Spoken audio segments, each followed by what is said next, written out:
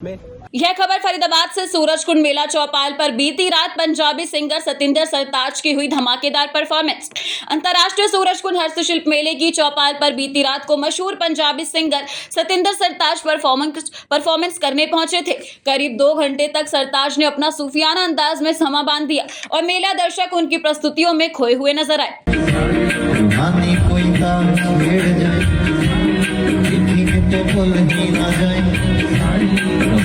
कोई तार छेड़ जाए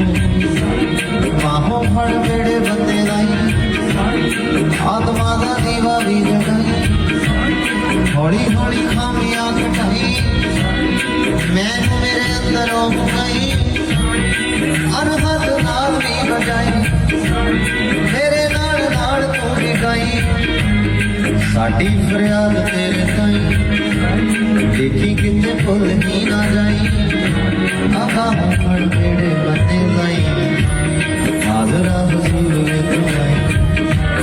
सुराहों उठा दे थाम खाई साज रस दे थाम खाई इन्ना नाल बाज दी बढ़ाई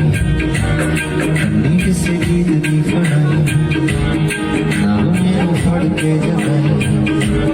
मेरे नाल नाल तू भी गाई हाजरा हुजूर वे तू आई मेरे मस्कीना वल पाई हक विच फैसले सुनाई साडी फरियाद तेरे ताई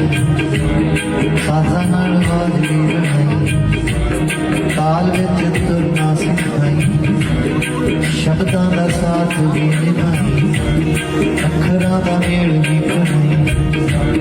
मेरे नाल नाल तू भी गाई साडी फरियाद तेरे ताई लाज फनकारा दी